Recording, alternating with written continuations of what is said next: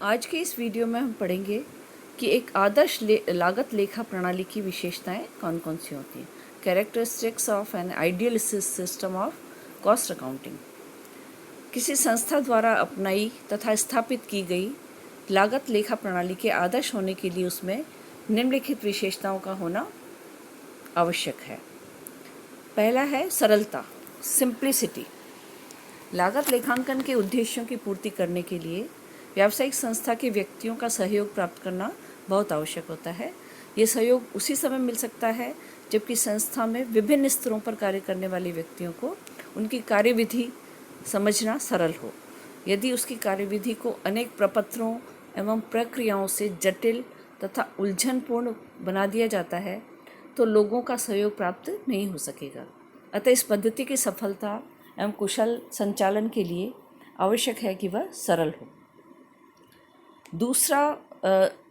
दूसरी विशेषता है एक्यूरेसी यानी कि शुद्धता।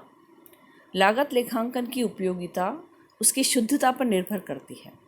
यदि लागत लेखों से निकाले गए परिणाम एवं निष्कर्ष अशुद्ध होंगे तो भावी अनुमान भी अशुद्ध होंगे, जिसके परिणाम स्वरूप भावी नियोजन एवं कार्यक्रम आशा के अनुसार लाभ नहीं दे सकेंगे। तीसरी इसकी विशेषता है लोचता, इलास्टिसिटी। लागत लेखा विधि में परिस्थितियों में परिवर्तन होने पर आवश्यकतानुसार घटने और बढ़ने की क्षमता होनी चाहिए। अर्थात अपनाई गई पद्धति ऐसी नहीं होनी चाहिए कि वह एक परिस्थिति में उपयुक्त हो और साधारण से परिवर्तन मात्र पर अनुपयुक्त हो जाए। चौथी इसकी विशेषता है अनुकूलता, एडेप्टेबिलिटी। विभिन्न व्यवसायों की आवश्यकताएं भिन्न भिन्न होती हैं, अतः प्रत्येक व्यवसाय के लिए अपनाई जाने वाली लागत लेखा विधि के लिए यह आवश्यक है कि उस व्यवसाय की विशेषताओं के अनुकूल हो तथा उसमें विशेषता हो कि उस व्यवसाय के संबंध में समस्त सूचनाएं प्रदान करती रहे। नेक्स्ट है मितव्ययता, इकोनॉमी।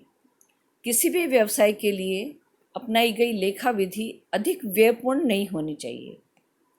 इससे प्राप्त होने वाले प्रत्यक्ष तथा अप्रत्यक्ष लाभ उस पर किए गए व्ययों से अधिक होने चाहिए।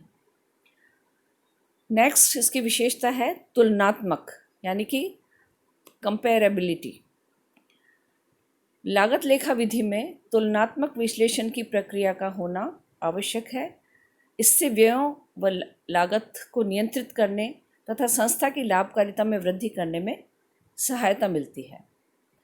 नेक्स्ट इसकी विशेषता है शीघ्र सूचना प्रदान करने की क्षमता यानी कि promptitude in the presentation of reports. तो लागत लेखा विधि ऐसी होनी चाहिए कि किसी भी समय चाहे कार्य पूरा हुआ हो या नहीं हुआ हो, लागत व्यय से संबंधित सभी सूचनाएं शीघ्र मिल सकें तथा किसी भी समय व्यवसाय में होने वाले लाभ हानि का अनुमान लगाया जा सके। अगला पॉइंट है इसका व्ययों का उचित एवं ठीक वर्गीकरण एवं विश्लेषण।